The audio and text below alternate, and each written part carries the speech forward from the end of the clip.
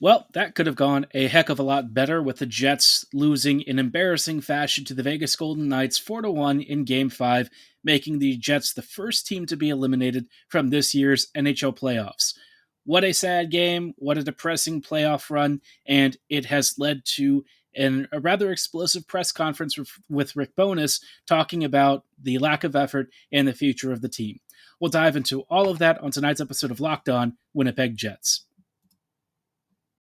You're Locked On the Hockey Jets, your daily podcast on the Winnipeg Jets. Part of the Locked On Podcast Network, your team every day.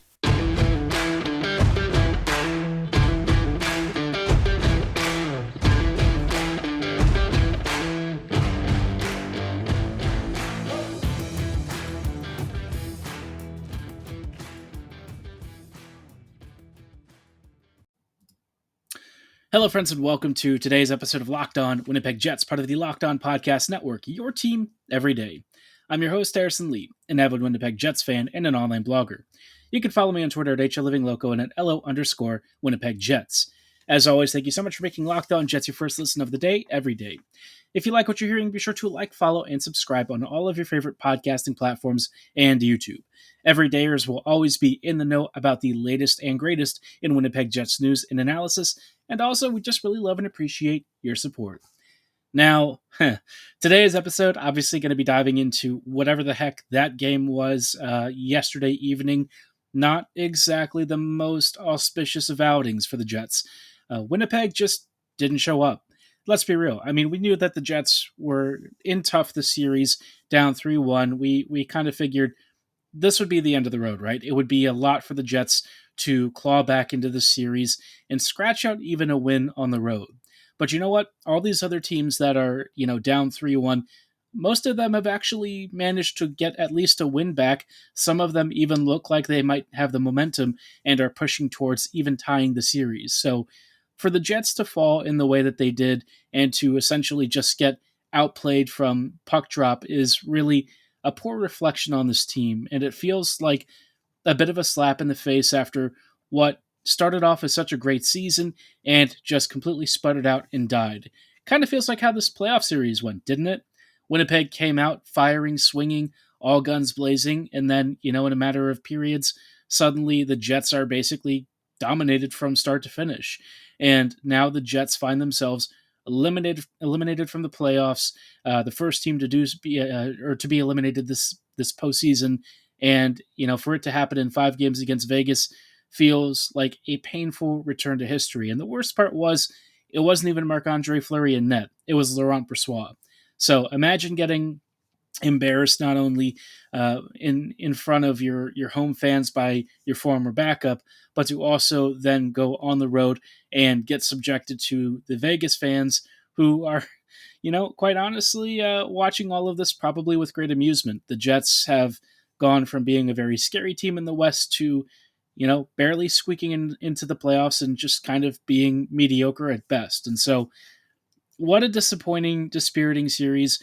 And look, there are some things that the Jets could not control. The injuries that they have suffered are enough to make most teams really struggle against a very deep, relatively healthy and well-rested Vegas team.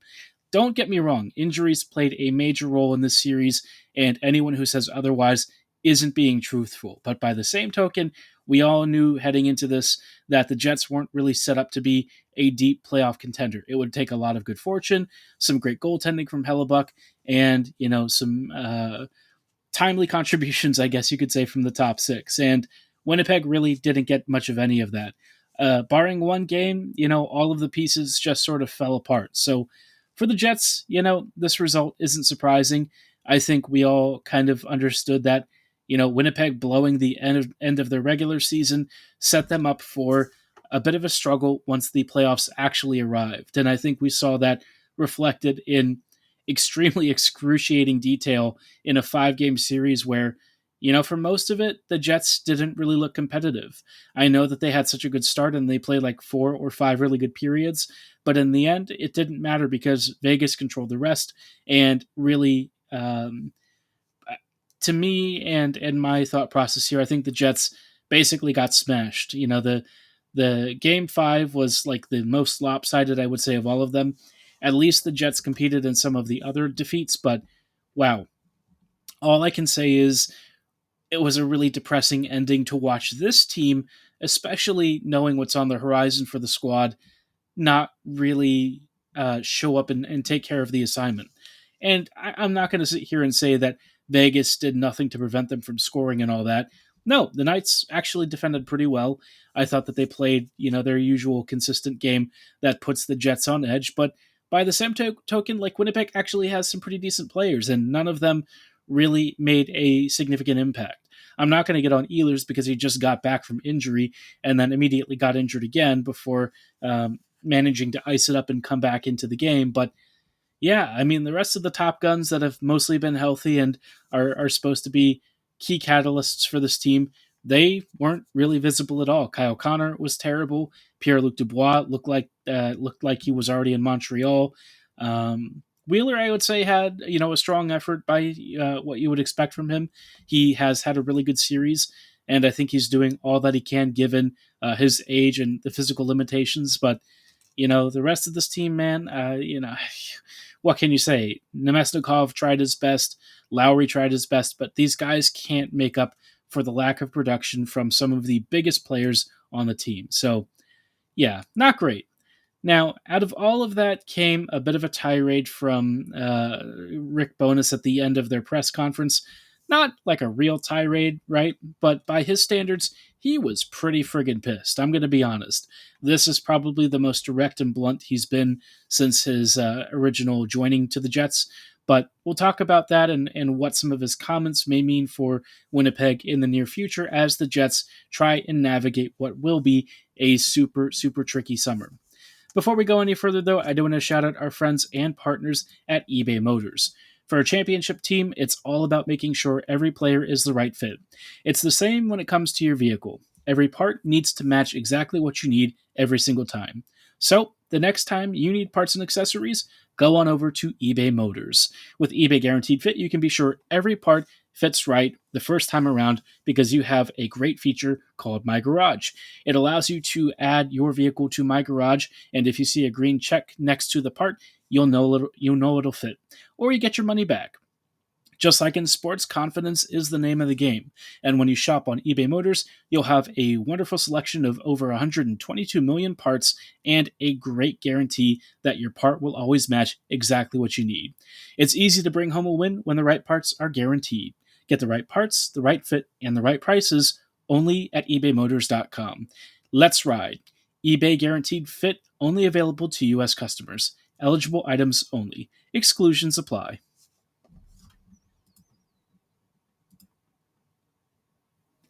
Hello, friends, and welcome back to this episode of Locked On Winnipeg Jets, part of the Locked On Podcast Network, your team every day. Thanks for joining us again. Everydayers will have plenty of off-season content coming up over the next few weeks, but obviously for tonight's episode, it is time to wrap up the season, I guess, and talk about the playoffs, which were just dog crap from the Jets. I think that there were some games in which I was really impressed with their efforts, and other games where they just looked like they got dummied by a better, faster, deeper Vegas team. And that was painful to see. Like I said earlier, I thought the Jets had a legitimate chance in the series, and I got made to be looking like a huge fool. So, for me to be made to look a bit of an idiot for this one for calling the Jets in 6. That one's a painful one. I really thought the Jets, even with one or so injuries, could still get through. But man, yeah, I didn't anticipate the team basically imploding all the way through. So Rick Bowness, not a happy camper. End of his press conference, he basically gave the media like a few minutes at most and kind of said that he was disappointed and disgusted with the team, referencing the past couple of months prior to this playoff run of piss poor hockey. Bones didn't mince words, but I think it's important to remember that, for as much as Bones was calling out the players, he also bears responsibility in this whole situation. He's the leadership and the coaching that this team, relies upon. And he has made a couple of choices and decisions that I didn't always agree with, but I think his broader point still holds and is very true. This team's top players in leadership haven't really stepped up in a way that I think is appropriate. Ehlers and Morrissey, for me, those guys I think have really shown their colors as on ice leaders. I think that they've led by example. I think that players on that team really respect them. And it's not to say that they don't respect guys like Scheifele and Wheeler, but I think when you're looking for that spark, that guy who can really create something out of nothing, I think Morrissey and Ehlers have both done that. Scheifele, when he feels like it, can be almost unstoppable, but he has to be in the mood in order to start driving those results. I would say if we're talking about who Bones might be calling out, I'm probably looking more at Dubois more than anything. I think PLD was kind of atrocious this series. It just seems like he was already, thinking about his move to the Habs and not really showing us the Pierre-Luc Dubois that we know he can be. And I think some of the narrative stuff around this is probably overstated, but the main issue at hand is that Dubois just didn't provide enough for this team that, quite frankly, needed more from him. Winnipeg is already down in a number of key forwards. They're facing one of the deepest teams in the West. If you have your top six, essentially de facto number one center, not giving you offense or much of anything except skating into defenders and turning the puck over, well, you're probably not going to be winning many games that way.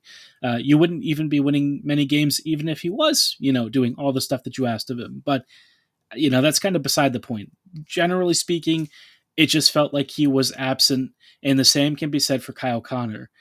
I appreciate that Kyle is an amazing goal scorer. He does take some liberties with defensive reads and stuff in order to fly the zone and get up the ice quickly, which I think is okay in moderation. The problem with Connor, though, that I think has really been exposed over this past season or two is that when he's not shooting the puck, it's a bit of a mess. The zone entries are very haphazard. His offensive zone possessions tend to end in turnovers for his opponents. And so I just don't fully understand his fit with the Jets longer term. I know that sounds crazy because he's an elite finisher, but ultimately the Jets are going to have to rely on guys who can bring more than just a great shot and great skating to the table, right? You've got to have some versatility, good passing, good vision, and best of all, a good brain, right? Your decision making, your spatial awareness, all of that is really crucial. And I feel like, with him, it's just not really been there. I don't know how you really build that out other than trying to train him on certain things. But I feel like the way that Kyle plays the game is always going to be the way that he plays. And I think to some degree, if you insulated him elsewhere, like with Carolina or something, I think that's how you would get a lot more value out of him. Somebody who can just feed him pucks, let him kind of roam in the offensive zone, and not have to worry about all of the other details, I think would expand KFC's ability to score quite a bit. But that's not the Jets. Winnipeg has to have players who are capable of offering a lot more versatility and a lot more capability either down the middle or out wide, because otherwise, like I said, this Jets team isn't super deep, and we're getting away from the cap era of this team. We're starting to talk realistically about a rebuild and a retool now. So those big R words that we all hate, it is probably going to happen here pretty soon. Whether it's this summer or next, I mean, the Jets are just running out of time with all of these contracts expiring. And if some of these guys don't want to stay, then you're going to have to cut them loose. And that includes Connor friggin' Hellebuck. So all I can say is, the next few months are going to be interesting, probably very painful. Would I say I'm looking forward to it? No. I think the next few years certainly hold some potential if all the cards sort of pan out for the Jets. But I think the reality is, unless Winnipeg lucks into some amazing talent wherever they draft, the rebuild and the retool or whatever they want to do, it's going to be a bit of a tough process. So let's hope that the Jets make wise decisions, make good trades, and draft some really good prospects to help refill the cupboards and give Winnipeg a good future core in a few seasons. But obviously, in the present, you're probably looking for at least something to cling on to. What can we be excited as Jets fans about? We'll talk about that, some things to look out for next season. Not all hope is lost. Maybe there's a couple of bright spots worth tracking. We'll talk about that in just a moment.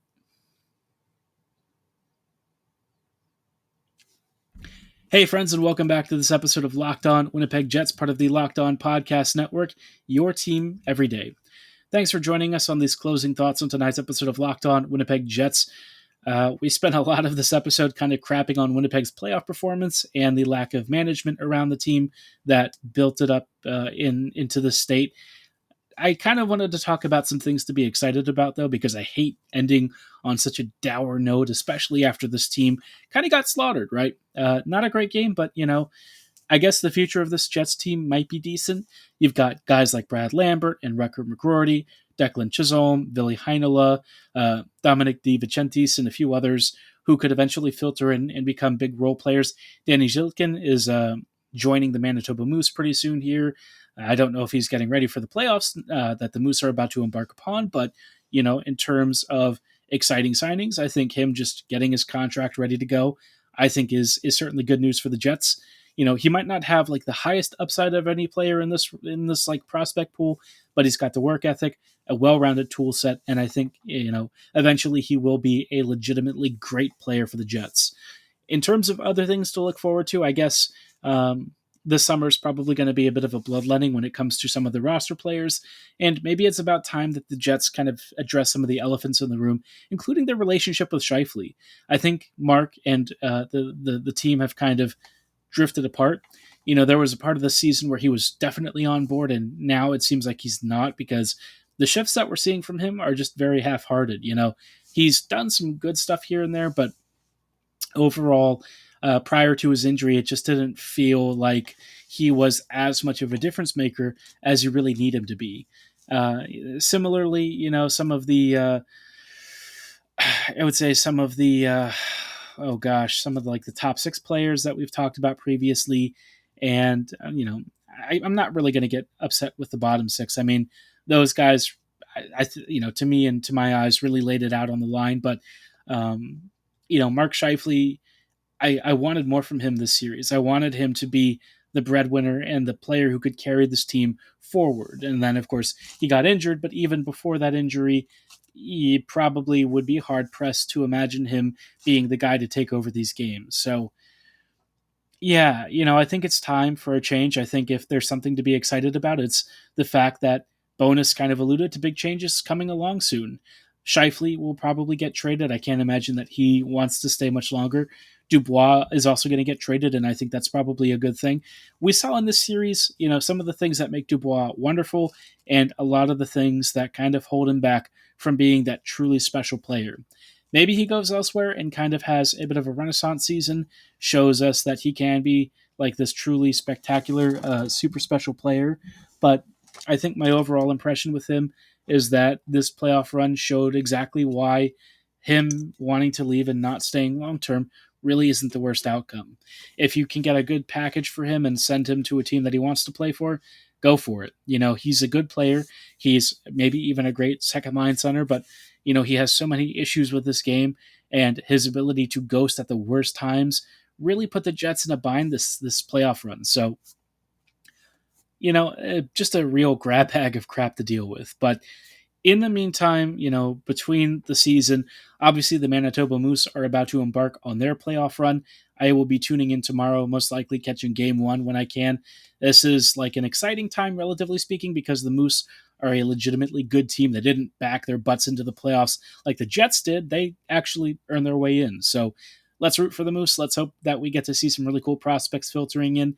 And most likely guys are going to be playing for NHL jobs next season. So we will see who auditions and shows up in a big way. But for tonight's episode, that is going to be all the time that we have. I thank you so much for making Locked On Jets your first listen of the day, every day. We will have Calder Cup playoffs coverage over the next few weeks, trying to give you some Jets games at least to tune into, even if it's just the baby Jets. And we'll also talk about any prospects that might be available either at the draft board or some updates from some of the players that are already in Winnipeg's system. But like I said, I am your host, Harrison Lee. We will see you next week. As always, thanks for listening. Have a great night, and go Jets go.